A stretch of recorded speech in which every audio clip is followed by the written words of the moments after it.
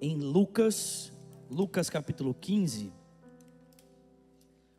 Nós estamos começando hoje uma nova série sobre paternidade, amém?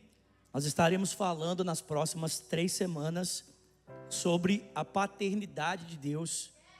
E eu espero que você seja muito impactado com as mensagens que nós vamos estar trazendo aqui às quartas-feiras, amém, queridos? Existe uma frase, a primeira vez que eu ouvi essa frase foi o Leandro Barreto falando. E ela sintetiza a expectativa do coração de Deus para nós como seus filhos, para nós como a sua família. O Lê fala que o evangelho se resume nessas 3 sentenças. O desejo de Deus é de construir uma família para o pai, uma noiva para o filho e uma morada para o Espírito Santo, amém? O desejo do coração de Deus é esse, o de construir uma família para o pai, uma noiva para o filho e uma morada para o Espírito Santo, amém, irmãos? Então a minha expectativa durante essas próximas semanas é que através dessas meditações a respeito desse tema que é tão importante, a paternidade de Deus, Deus possa imprimir ainda mais em nós a identidade de filhos, para que de fato nós não sejamos apenas um aglomerado de pessoas, mas possamos ser uma família para Deus, amém? Uma família para o nosso Pai, amém, queridos? Lucas capítulo 15, versículo de número 11. Lucas 15, versículo 11 diz: Jesus continuou: um homem tinha 2 filhos. O mais novo disse ao seu pai: Pai, eu quero a minha parte na herança. E assim ele repartiu a sua propriedade entre eles. Não muito tempo depois, o filho mais novo reuniu tudo o que ele tinha e foi para uma região distante. E lá desperdiçou os seus bens vivendo de forma irresponsável. Depois de ter gasto tudo, houve uma grande fome naquela região e ele começou a passar necessidade. E por isso, foi empregar-se com um dos cidadãos daquela região, que o mandou para o seu campo a fim de cuidar de porcos. Ele desejava encher o seu estômago com as vagens de alfarrobeira que os porcos comiam, mas ninguém lhe dava nada. Caindo em si, ele disse: quantos empregados do meu pai têm comida de sobra e eu aqui morrendo de fome? Eu me porei a caminho e voltarei para o meu pai e lhe direi: Pai, eu pequei contra o céu e contra ti, não sou mais digno de ser chamado teu filho, trata-me como um dos teus empregados. E a seguir levantou-se e foi para o seu pai.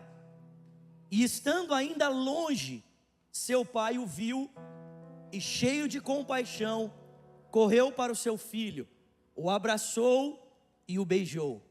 O filho lhe disse: Pai, eu pequei contra o céu e contra ti, não sou mais digno de ser chamado teu filho. Mas o pai disse aos seus servos: depressa, tragam a melhor roupa e vistam nele. Coloquem um anel em seu dedo e calçado nos seus pés. Tragam um novilho gordo e matem-no. Vamos fazer uma festa e nos alegrar, porque este meu filho estava morto e voltou à vida, estava perdido e ele foi achado. E começaram a festejar o seu regresso. Enquanto isso, o filho mais velho estava no campo. Quando se aproximou da casa, ouviu a música e a dança. E então chamou um dos servos e perguntou o que estava acontecendo. E ele respondeu: olha, o seu irmão voltou, e o seu pai matou um novilho gordo, porque o recebeu de volta são e salvo. O filho mais velho encheu-se de ira, e ele não quis entrar. Então o pai saiu e insistiu com ele. Mas ele respondeu ao seu pai: olha, todos esses anos eu tenho trabalhado como escravo ao teu serviço, e nunca desobedeci uma só das suas ordens. Mas você nunca me deu um cabrito para eu festejar com os meus amigos. Mas quando volta para casa, esse teu filho, não era esse meu irmão, é esse teu filho que esbanjou os teus bens com prostitutas, matas um novilho gordo para ele. Disse o pai: meu filho, você está sempre comigo, e tudo que eu tenho é seu. Mas nós tínhamos de celebrar a volta desse seu irmão e nos alegrar, porque ele estava morto e voltou à vida, estava perdido e ele foi achado. Alguém pode dar um glória a Deus por isso, pelo amor de Deus? Senhor, fala conosco aqui essa noite. Nós não apenas queremos, mas precisamos ouvir a tua voz. Por isso nós te pedimos que o Senhor envie sobre nós o Espírito que dá sabedoria e entendimento, para que Ele abra os olhos do nosso coração, para que possamos ouvir a tua voz. Pedimos isso juntos aqui, em o nome de Jesus, e quem crê diga amém. Gente, normalmente o título que essa passagem leva, na maior parte das nossas Bíblias, não ajuda a gente a entender o real sentido dessa passagem. Não sei qual que é o título que está na sua Bíblia, mas na minha Bíblia está assim: a parábola do filho perdido. Quem mais tem esse título na sua Bíblia? Quem tem um título parecido com esse? Levante sua mão. O que acontece? Esse título não é um título que foi inspirado pelo Espírito Santo. As pessoas depois, para organizar as passagens, colocam esses títulos para ajudar a gente a entender o assunto que vai ser trabalhado pelo escritor. E às vezes o pessoal acerta, mas às vezes não. Nesse caso especificamente, o pessoal não acertou, porque o tema central desse texto não é o filho que se perde. O tema central dessa passagem é o coração do pai. O desejo de Jesus não era falar a respeito da pecaminosidade humana. O desejo de Jesus era falar a respeito da graça de Deus expressa através do coração do Pai Celestial. E por que eu digo isso? Se você voltar comigo lá para o começo do capítulo, volta lá comigo por favor, Lucas capítulo 15, versículo de número 1. Gente, eu estou tossindo porque é um restinho de uma gripe que ficou aqui e está sendo curada, amém? Mas eu vou sair totalmente curado hoje em nome de Jesus. Meu Deus, aleluia. Lucas 15, versículo 1, olha o que o texto diz: os publicanos e pecadores estavam reunidos para ouvi-lo, mas os fariseus e os mestres da lei criticavam Jesus, né? Este homem recebe e come com pecadores. E então Jesus começou a contar essa parábola. Ou seja, a cena que está por trás desse texto que acabamos de ler é a seguinte: Jesus estava sentado e à volta dele, como costumeiramente sempre estava gente que ninguém queria estar perto. Estavam ali publicanos, ou seja, o pessoal do partido político, amém? Amém, gente? Estava ali os vermelhinhos, amém? Os irmãos entenderam? Estava ali os verde e amarelo também, os irmãos entenderam? Estavam ali, aquela raça de gente que ninguém gosta, pessoal que trabalhava para o Império Romano cobrando imposto. E estavam os pecadores. Normalmente quando a Bíblia fala de pecador, ela está falando de todo tipo de pecador que você possa imaginar. Gente que era adúltero, gente que vivia em prostituição, gente que era viciada em jogo. Era esse tipo de gente que estava ali em volta de Jesus. E os fariseus e os mestres da lei, vendo o tipo de companhia que Jesus tinha para ensinar, falaram assim: cara, isso é um absurdo. Esse homem aí sentado com esse monte de gente pecadora, será que ele não se toca não? Um homem santo jamais andaria com gente assim. Irmãos, presta atenção, vale lembrar que nós temos um texto na Bíblia que desafia a gente a não fazer isso, exatamente isso, a não sentar no meio de pecadores, amém? O Salmo 1 fala: bem-aventurado aquele que não se detém no caminho dos ímpios, não para na roda dos não se detém no caminho dos pecadores, e nem se assenta na roda dos escarnecedores. A questão é que não era Jesus que andava com os pecadores, mas os pecadores é que andavam com Jesus. Não eram os pecadores que ditavam a rotina de Jesus, mas Ele é quem ditava a rotina deles, amém, gente? Jesus estava com os pecadores com a finalidade de cumprir uma missão. Ele não se permitia ser influenciado por eles, mas ele os influenciava. Quando a Bíblia diz para nós não andarmos com pessoas que não têm Deus, é para a gente não se permitir ser influenciado pelo estilo de vida delas, mas para nós trazermos essas pessoas para andar conosco, para que elas possam ser influenciadas pelo nosso estilo de vida, amém? Era isso que Jesus estava fazendo. Ele estava influenciando as pessoas, e ele sabia exatamente quem elas eram. Ele não estava enganado, pensando assim, não, esse pessoal fica falando que essa galera aí não é gente boa, mas eles são gente boa. Não, eles sabiam que eles não eram gente boa, amém? Mas era exatamente da companhia de Jesus que eles precisavam, porque a religião daquele tempo repudiava esse tipo de gente, porque o entendimento que eles tinham da forma como interpretavam a Bíblia era que esse tipo de pessoas não mereciam a graça de Deus, eles mereciam o juízo de Deus.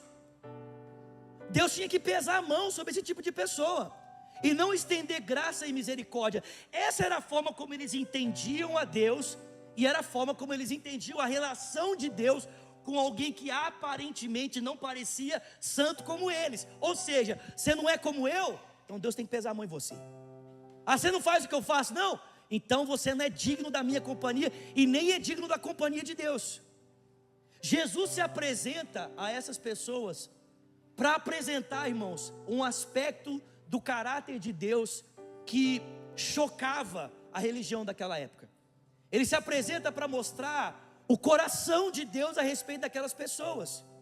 E diferente do que as pessoas pensavam, que Deus achava dos pecadores, que Ele não queria nenhum tipo de relacionamento, Jesus vem para mostrar o contrário. Jesus ama o perdido, Ele ama o pecador, o Pai ama o pecador. Afinal de contas, Jesus conta duas parábolas para dizer que Deus estava atrás do pecador, assim como um homem que ia atrás de uma ovelha perdida, e assim como alguém que ia atrás de uma moeda perdida, Deus estava atrás do pecador, porque eles não podiam ter muito valor para a religião, mas o Pai amava cada um deles e desejava tê-los de volta. Por quê? Porque Deus é Pai dos pecadores. Alguém pode dar uma glória a Deus por isso? Deus é Pai dos pecadores. Jesus veio para mostrar o seguinte: Deus não está zangado com você, não, Ele está atrás de você. Não é assim que qualquer pessoa faz. Quando alguém tem uma ovelha perdida, o que a pessoa faz? Vai atrás dela. Quando a pessoa tem uma moeda perdida, e a dracma era uma moeda muito valiosa, ela era a representação de um dia inteiro de trabalho. Imagina você trabalhar o dia inteiro e ganha $2.000. Nossa, ninguém deu um amém, gente. Vocês não crêem não? Crê aí.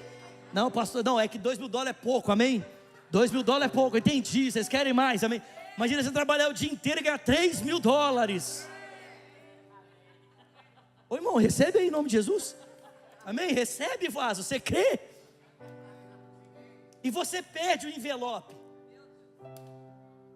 Há uns meses atrás, um amigo meu lá de Orlando perdeu o envelope com o trabalho dele de um mês inteiro. Você acha que ele procurou? Sim ou não? Meu filho. Ele virou tudo, só faltou levantar os carros da rua assim, ó. Por quê? Porque quando a gente pede algo de valor, a gente vai atrás. Irmão, presta atenção. Você acha que Deus olha para o nosso estado de perdição e Ele ignora a gente? Não. Deus olha para o nosso estado de perdição e Ele se move na nossa direção, porque Deus é o Pai dos pecadores. Alguém pode dar um glória a Deus por isso? E Jesus vai terminar essa série de mensagens descrevendo então o coração do Pai Celestial.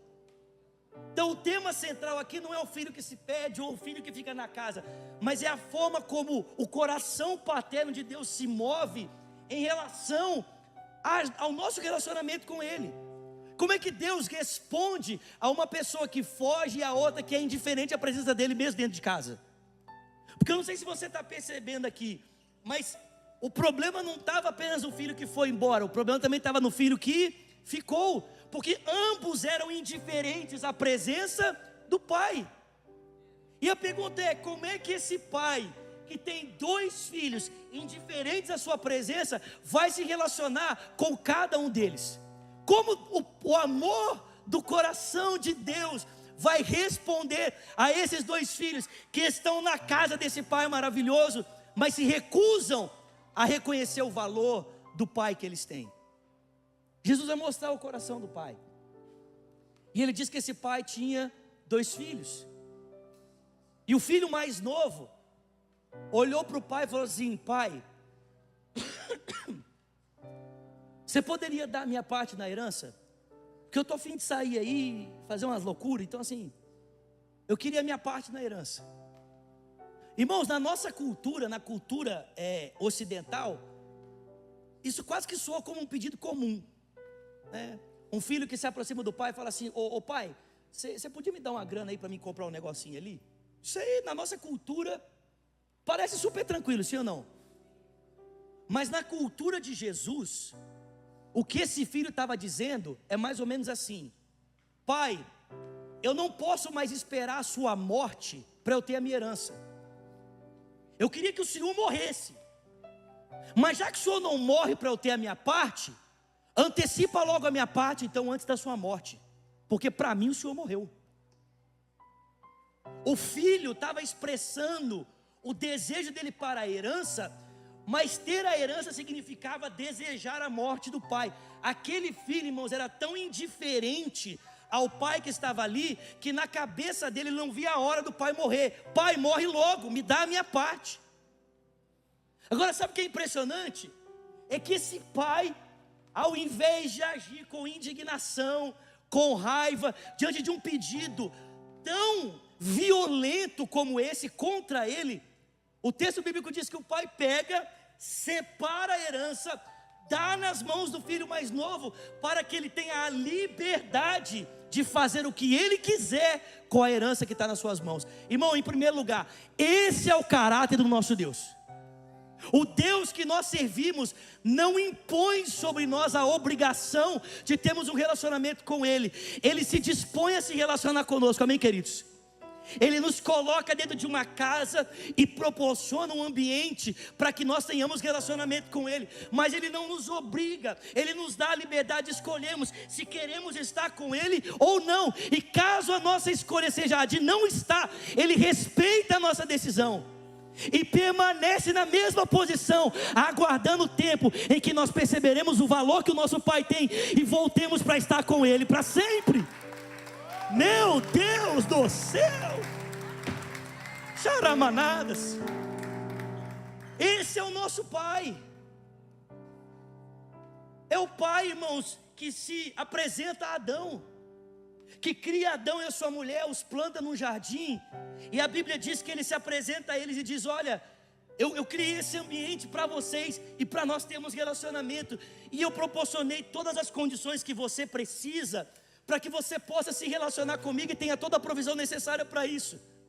Você só não deve comer da árvore do conhecimento do bem e do mal, porque no dia em que você comer dessa árvore, certamente você morrerá. E Deus dá a esse casal a liberdade de escolher se eles queriam permanecer naquele lugar, na relação com Deus, ou se eles queriam ser independentes de viver a sua vida. Irmãos, o primeiro casal escolhe pela independência, e Deus graciosamente os permite sair e os poupa de viverem mortos eternamente, quando não permite eles comerem da árvore da vida no estado de morte. Esse, irmãos, é o coração do nosso Deus. Não sei se você entende isso, mas presta atenção. Só o fato de Deus ter decidido nos criar para além dele mesmo, para ter um relacionamento conosco, isso já colocou Deus numa situação de risco. Porque, irmãos, presta atenção, Deus criar alguém além dele para se relacionar, significava dar a essa pessoa a escolha de permanecer nesse relacionamento ou não. Porque antes de nós existirmos, Deus estava muito bem com Ele mesmo, amém, queridos? Amém? Amém? Tipo assim, eu acho que Deus olhou e falou assim: a minha vida está muito calma, está muito tranquila, eu vou arrumar uns problemas para mim, amém? E aí resolveu nos criar. Mas, irmão, presta atenção, Deus estava muito bem, não estava sozinho, porque no ser de Deus existem 3 pessoas, amém? Pai, Filho e Espírito Santo. Mas aí Deus fala assim: não, eu quero ter alguém para além de mim para me relacionar. Só que quando Deus cria alguém para além dele para ter relacionamento, Se Deus não dá a essa pessoa a possibilidade de escolher permanecer ou não, Ele não é um amor, Ele é tirano. E o nosso Deus não é tirano, Ele é amor. E o amor não impõe, o amor conquista. Então Deus preferiu nos dar, irmãos, a liberdade de escolhermos estarmos com Ele ou não, mesmo que isso custasse muito para Ele. O texto bíblico diz que esse filho aproveita a liberdade dada pelo pai e ele sai com a sua herança, e ali ele começa a torrar tudo. O escritor diz em primeira instância que ele gasta tudo que ele tem, mas irmão, presta atenção, esse pai não permitiu que o filho ficasse longe dele sem qualquer tipo de informação. Quando o filho volta para casa e o irmão mais velho vai confrontar o pai, o irmão mais velho diz para o pai: pai, você sabe como ele estava gastando dinheiro? Ou seja, no tempo em que o filho esteve longe, o pai ainda procurava o quê? Notícias a respeito dele. O pai queria saber como é que ele estava. O pai queria saber se ele estava bem. O pai queria saber se ele estava saudável. O pai queria saber como é que ele estava gastando dinheiro. O irmão diz: esse teu filho mais novo gastou o dinheiro todo com prostitutas e com seus amigos. E o negócio estava bom, irmão. Enquanto tinha dinheiro para farra, bem, era balada todo dia, amém? Rodeio final de semana. Mas acabou o dinheiro e veio um tempo de seca. E a Bíblia diz que aquele menino começou a passar fome e sem sustento, sem dinheiro para se sustentar, ele começou a procurar trabalho. Só que ele não encontrava trabalho. O único trabalho que lhe foi oferecido era ir para uma fazenda cuidar do que, gente? De porcos. E o texto diz que ali na fazenda, cuidando dos porcos, ele desejava comer a comida dos porcos. Alguém já viu lavagem alguma vez na sua vida aqui? Quem já viu lavagem aqui? Irmão, lavagem é igual, né? Presta atenção. O texto diz que o menino desejava, não é que ele comia não. O texto diz que ele desejava comer essa comida. Irmão, presta atenção. Eu fico imaginando nessa hora os fariseus ouvindo Jesus contar essa história, e os fariseus dizendo assim: é isso mesmo, não quis ficar com o pai? É isso que ele merece, é sofrimento mesmo, Deus tem que pesar a mão mesmo, porque era isso que a religião dizia. Uma pessoa que não aceita ficar com Deus tem que sofrer, a mão tem que pesar, essa pessoa tem que experimentar de algum tipo de dor, tem que ficar lá no meio de porco mesmo. Irmão, o porco é o animal mais desprezível para o judeu. Tem que ficar lá no meio do que é desprezível, tem que desejar comer a comida do que é desprezível. Então até essa parte, acho que os fariseus estavam assim: é isso mesmo, Jesus, maravilha, põe a mão nele. Mas o texto diz que de repente, naquele estado de caos, o texto diz que o filho caiu em si e ele se lembrou: o meu pai é bom. Diga comigo nessa noite: o meu pai é bom. Diga para alguém que está pertinho de você: o seu pai é bom. O filho se lembrou: o meu pai é bom. Irmão, presta atenção. O texto não diz que o filho voltou para a casa do pai por causa do estado em que ele estava. O texto diz que o filho voltou para a casa do pai porque ele se lembrou do caráter do pai que ele tinha. Ele falou: o meu pai é bom, o meu pai é bom, eu conheço o meu pai é bom, eu vejo a bondade dele no dia a dia. O meu pai trata até mesmo os empregados com boa vontade. Se ele é bom assim para com os servos, eu tenho certeza que ele vai ser bom comigo. Eu vou voltar para o meu pai e eu vou dizer: pai, eu pequei contra o céu, eu pequei contra ti, eu não sou digno de ser tratado como seu filho, mas trata-me pelo menos como um dos seus empregados. Sabe, irmãos, às vezes até o sofrimento que nós experimentamos fora da relação com Deus é uma atitude da graça de Deus, porque esse sofrimento nos faz lembrar da bondade que nós estamos perdendo na distância do Pai. Você está entendendo? Vocês estão comigo aqui, gente? Muitas vezes até esse sofrimento é o resultado da graça de Deus, para ver se a gente acorda e percebe: há tanta bondade no Pai disponível, e eu estou aqui experimentando da falta dela. Então voltarei para a bondade, vou desfrutar do coração do meu Pai. Foi o coração do Pai que fez esse menino desejar voltar. Ele disse: o meu Pai é bom, o meu Pai é bom. E porque Ele é bom, há um lugar no coração dele para mim. Irmão, a essa altura os fariseus já estavam pirando. Os fariseus estavam assim, não, tinha que ficar lá com a mão pesando, tinha que permanecer no estado de decadência, tinha que permanecer entre os porcos. Mas as pessoas que eram pecadoras e tinham sido afastadas de Deus pela religião, quando ouviram Jesus dizer, há um caminho preparado para a volta, porque o coração do Pai é cheio de bondade, elas começaram a olhar umas para as outras e dizer, Ele está falando de mim, há um lugar no coração de Deus para mim também, eu também posso voltar. Se o Pai recebe o Filho que se voltou contra Ele, Ele pode me receber também. E eu estou aqui para dizer para você nessa noite, há um lugar no coração de Deus para você, não importa quão longe você tenha ido, ou quão longe você esteja, o Pai está de braços abertos, porque Ele é bom, o coração do Pai é bom.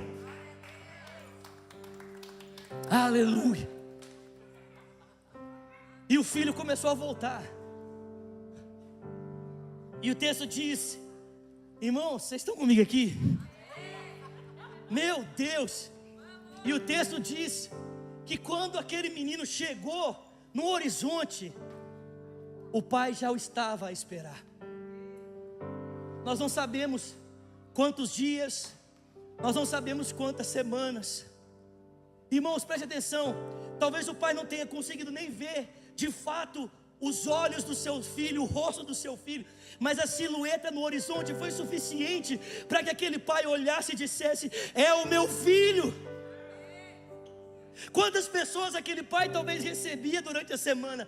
Talvez toda semana alguém viesse até ele para trazer notícias sobre o seu filho, ou quem sabe uma vez por mês, ou de 15 em 15 dias. Nós não sabemos quanto tempo o filho ficou longe, mas irmãos, esse pai não recebia apenas uma pessoa, talvez recebia os seus servos, mas irmão, não importa quanto tempo o filho tenha passado longe, quando o pai viu a silhueta do horizonte, ele disse, eu sei que esse é o meu filho, não importa quanto tempo ele esteja longe, eu ainda o reconheço. Irmão,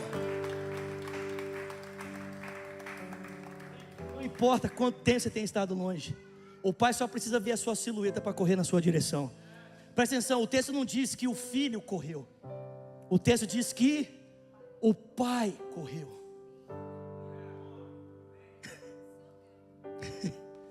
Não foi o filho que ao avistar o pai encheu-se de coragem e correu na sua direção. Não, aquele pai que está...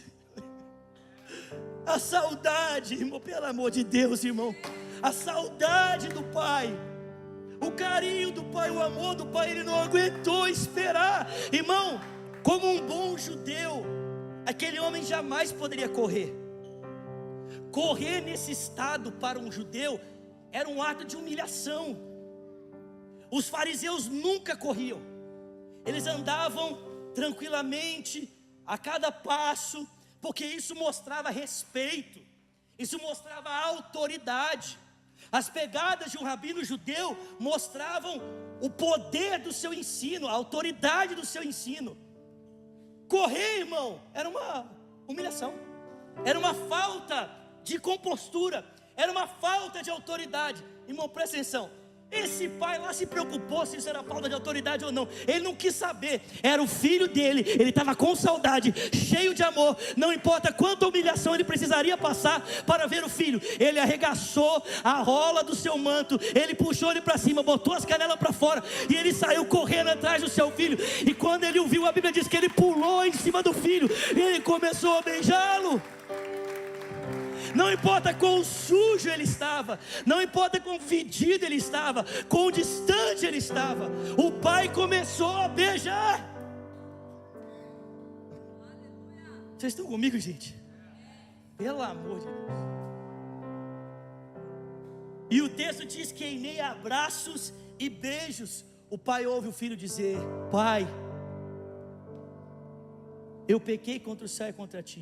Em primeiro lugar, ele reconhece o seu pecado, ele não terceiriza a responsabilidade, ele não diz assim, olha pai, foi um acidente, ele não diz assim, olha pai, você sabe como é que é, né, tipo assim, foi um momento assim que os hormônios estavam à flor da pele, a culpa é dos hormônios, eu sou jovem. Não, Ele não terceirizou a responsabilidade pela sua culpa. Ele disse: eu pequei contra o céu e eu pequei contra ti. Irmão, preste atenção.